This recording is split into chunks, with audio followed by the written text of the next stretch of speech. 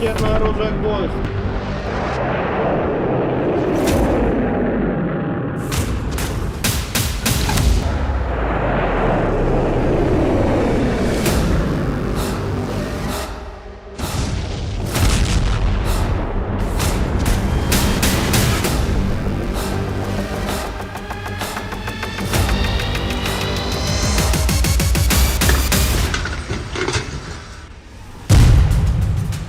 सितंबर का सबसे बड़ा हमला, जला डाला यूक्रेन का ज़ापोरिज़िया।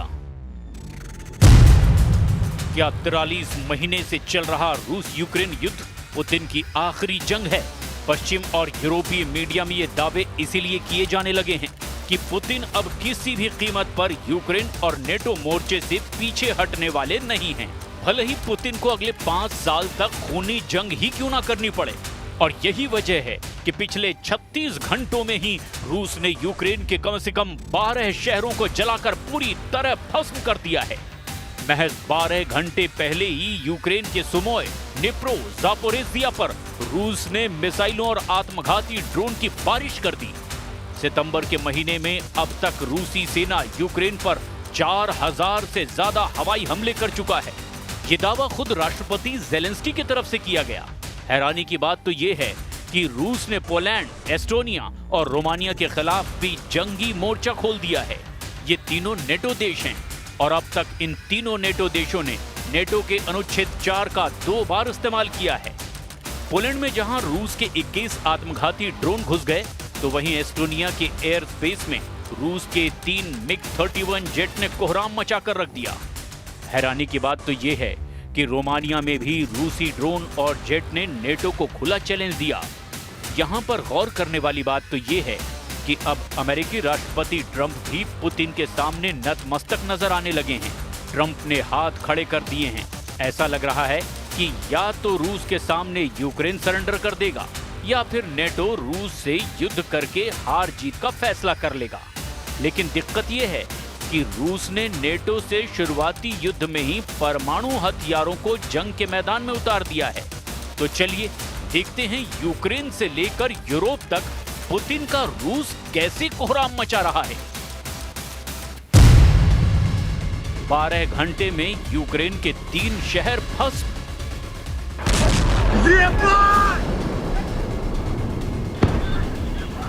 पिछले 2 हफ्ते से देखा जा रहा है कि यूक्रेनी सेना रूस के तेल डिपो और ऑयल रिफाइनरीज पर दनादन धमाके कर रही है। रूस की तेल रिफाइनरियों से उठता धुआं और आग की लपटों को पूरी दुनिया देख रही है। रूस के रक्षा मंत्रालय ने भी दावा किया कि यूक्रेन ने रूस के कब्जे वाले क्रीमिया के एक रिजॉर्ट क्षेत्र में ड्रोन से हमले किए हैं, जिस हमले में 3 नागरिक मारे गए और 16 लोग घायल भी हुए हैं।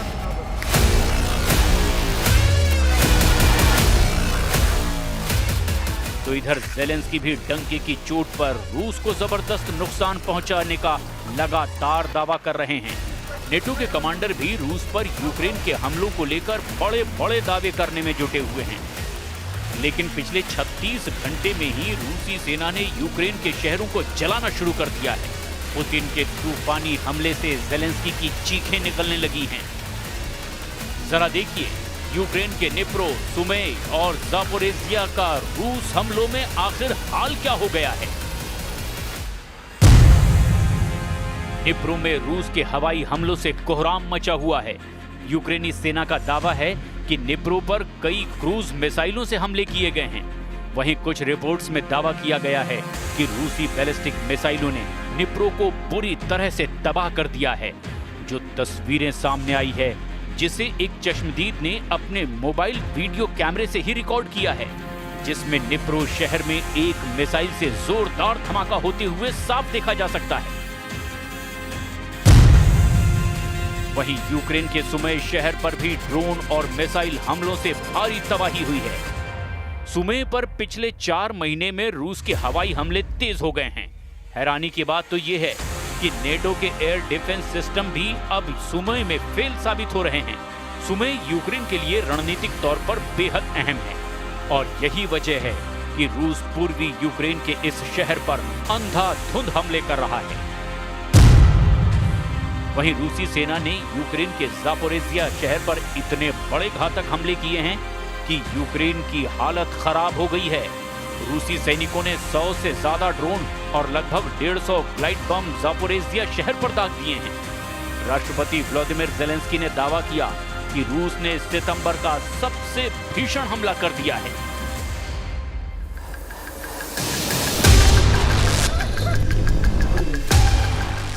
इधर यूक्रेन के राष्ट्रपति व्लादिमीर ज़ेलेंस्की यूनाइटेड नेशंस की जनरल असेंबली में हिस्सा लेने के लिए अमेरिका पहुंचेंगे, जहां वे एक बार फिर डोनाल्ड ट्रंप से अलग से मुलाकात करेंगे। दोनों नेताओं की मुलाकात तब हो रही है जब पुतिन ने हफ्ते भर में यूक्रेन में धड़ाधड़ बम गोले दागे हैं। ज़ेलेंस्की के दौरे से हफ्ते भर पहले ही रूस ने यूक्रेन को बारूद से पाट दिया है। पिछले 7 दिनों की ही बात करें तो रूस के 1150 ड्रोन, 1400 गाइडेड एरियल बम और करीब 40 मिसाइलें यूक्रेन के अलग अलग हिस्सों में तबाही मचा चुकी हैं। इनमें से एक हमले में रूस ने रात भर में ही यूक्रेन पर 580 ड्रोन और 40 मिसाइलें दाग दी, जो रूस के कुछ सबसे बड़े हमलों में से एक हैं। इससे यूक्रेन की राजधानी से लेकर अलग अलग हिस्सों में भी भारी तबाही मची हुई है। ऐसे में ज़ेलेंस्की को समझ ही नहीं आ रहा कि यूक्रेन को बचाने के लिए नेटो खुलकर जंग क्यों नहीं कर रहा है। Соприкосновение свыше 700 тысяч человек находится. Поэтому среди этих людей надо выбирать. Надо выбирать тех, которые хотят и склонны именно к такому виду деятельности. Вот, я не говорю, что... रूस ने फूंक डाले यूक्रेन के 9 शहर। रूस के खूंखार तेवरों को देखकर न सिर्फ पोलैंड की हालत खराब है, अब तो एस्टोनिया भी रूसी जेट की कार्रवाई से घबरा गया है। इस खबर को हम आपको पूरे विस्तार से दिखाएंगे, लेकिन जरा ये देख लीजिए कि सितंबर का महीना यूक्रेन के 9 शहरों पर कितना भारी पड़ चुका है, जहां रूस ने यूक्रेन के अलग अलग इलाकों पर बेतहाशा हवाई हमले किए हैं। ये हमले ऐसे वक्त में हो रहे हैं जब यूक्रेनी सेना रूस के तेल रिफाइनरी को अपने ड्रोन हमलों से तबाह करने में जुटी है। रूसी सेना ने तड़के यूक्रेन के अलग अलग इलाकों में मिसाइल और ड्रोन हमले किए। यूक्रेनी अधिकारियों के मुताबिक इस हमले में कम से कम 3 लोगों की मौत हो गई, जबकि दर्जनों लोगों के घायल होने का दावा किया गया। रूस के इस ताजा हमले पर यूक्रेनी राष्ट्रपति व्लादिमीर ज़ेलेंस्की का दावा है कि रूस के हमले यूक्रेन के 9 अलग अलग स्थानों पर हुए हैं, जिनमें Dnipropetrovsk, Mykolaiv, Chernihiv, Zaporizhzhia, Poltava, Kyiv, Odesa, Sumy और खार्किव भी शामिल है। यूक्रेनी राष्ट्रपति ज़ेलेंस्की के मुताबिक ये हमले नागरिक इलाकों में किए गए हैं। यूक्रेन के डनिप्रो शहर में भी एक बहुमंजिला इमारत पर रूस ने क्लस्टर बम से हमला किया, जिससे भारी नुकसान वहां हुआ है। इसके अलावा कीव इलाके के बुचा, बेरेस्पिल और ओवोखिव में भी बड़े हमले हुए हैं, जिनमें कई घरों और गाड़ियों को नुकसान पहुंचा है। यूक्रेन का दावा है कि पश्चिमी लीव क्षेत्र में 2 रूसी क्रूज मिसाइलों को मार गिराया गया। यूक्रेन का यहां तक दावा है कि उसने रूस के 552 ड्रोन और 31 मिसाइलों को हवा में ही तबाह कर डाला। यूक्रेनी एयरफोर्स के मुताबिक रूस ने कुल 619 मिसाइलें और ड्रोन लॉन्च किए, जिनमें 579 ड्रोन, 8 बैलिस्टिक और 32 क्रूज मिसाइलें शामिल थी। यूक्रेन ने इनमें से 552 ड्रोन, 2 बैलिस्टिक और 29 क्रूज मिसाइलों को नष्ट कर दिया। इसके साथ ही यूक्रेनी वायुसेना ने बताया कि इस दौरान पश्चिमी देशों से मिले F-16 लड़ाकू विमानों ने रूसी क्रूज मिसाइलों को रोकने में अहम भूमिका निभाई और ये साबित किया कि पश्चिमी हथियार युद्ध में जबरदस्त कारगर साबित हो रहे हैं। В Северске, на Александро-Калиновском направлении бои идут в непосредственной близости от Константиновки. Наши подразделения вошли в Плещеевку, рядом с Константиновкой. Продолжается уничтожение противника, заблокированного южнее Клебанбыкского водохранилища. सितंबर में रूस का 3 फ्रंट वॉर। रूस यूक्रेन जंग में अभी तक रूस ही बाजी मारता नजर आ रहा है। पोलैंड रूस का दूसरा ऐसा टारगेट है जिसे लेकर नेटो हाई अलर्ट पर है। नेटो देश फ्रांस, ब्रिटेन और जर्मनी हर हाल में रूस को तबाह करना चाहते हैं, लेकिन दिक्कत ये है कि रूस की कमजोर नब्ज नेटो को मिल ही नहीं पा रही है और रूस की सैन्य ताकत पर 3.5 साल से ज्यादा की जंग में कोई असर भी नहीं पड़ा है। सबसे ज्यादा चैलेंज नेटो देश एस्टोनिया को रूस से मिला है और उसके इलाके में रूस के MiG-31 विमानों ने घुस करके नेटो की नींद उड़ा दी है। जरा रूस के 3 फ्रंट वॉर को इस एनिमेशन से समझिए। रूसी सेना इस वक्त यूक्रेन के साथ साथ नेटो देश पोलैंड और एस्टोनिया को टारगेट पर ले चुकी है। जो आंकड़े सितंबर के महीने में आए उसके मुताबिक रूसी सेना अब तक 4000 से ज्यादा हवाई हमले यूक्रेन पर कर चुकी है, जबकि पोलैंड में रूस के 21 आत्मघाती ड्रोनों के फटने से कोहराम मचा हुआ है। खुद ट्रंप कह चुके हैं कि पोलैंड में रूस के ड्रोनों का घुसना बेहद खतरनाक कदम है। इसके साथ ही रूस का सबसे नया टारगेट नेटो देश एस्टोनिया बन गया है, जिसके एयर स्पेस में रूस के MiG-31 जेट विमानों ने घुस करके अमेरिका तक खलबली मचा दी है। यानी रूस इस वक्त एक साथ 3 मोर्चों पर जंग करने को मचल रहा है और राष्ट्रपति ट्रंप अब पुतिन पर पूरी तरह से भड़के हुए हैं और रूस की इस सैन्य कार्रवाई को रूस के लिए ही बेहद घातक बता रहे हैं। Russian jets entered Estonia's airspace today for 12 minutes. Do you see that as a threat to NATO? Well, I'm going to have to look at it. They're going to be briefing me in a short while, so I'll let you know about it tonight or tomorrow.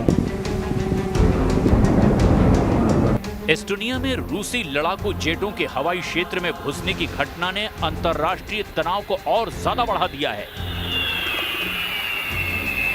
रूस के 3 MiG-31 लड़ाकू jet ने Estonia के हवाई क्षेत्र में 12 minute तक गदर मचाया। इस दौरान नेटो ने अपने F-35 लड़ाकू जेट भेज दिए। हालांकि नेटो की इस प्रतिक्रिया की तुलना 2015 में तुर्की के जवाब से की जा रही है, जब तुर्की ने अपने हवाई क्षेत्र के उल्लंघन के 17 सेकंड के अंदर ही रूसी सुखोई 24 जेट को मार गिराया था। यूरोपीय संघ ने भी इस घटना पर कड़ी प्रतिक्रिया व्यक्त की है और रूस के खिलाफ 19वें प्रतिबंध को मंजूरी देने की तैयारी कर रहा है। Войска в зоне специальной военной операции наступают практически на всех направлениях.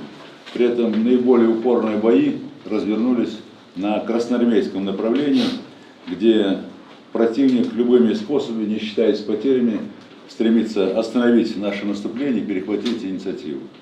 Для этого командование ВСУ в район Красноармейска перебросил наиболее боеспособные и подготовленные подразделения в ущерб другим направлениям, на которых наше наступление развивается. अब ऐसे हालात में आप अंदाजा लगा सकते हैं कि रूस को काबू करना यूक्रेन के साथ साथ यूरोप और नेटो को कितना भारी पड़ता जा रहा है। अब देखना ये होगा कि नेटो रूस से सीधी जंग की हिम्मत जुटा पाता है या फिर नहीं।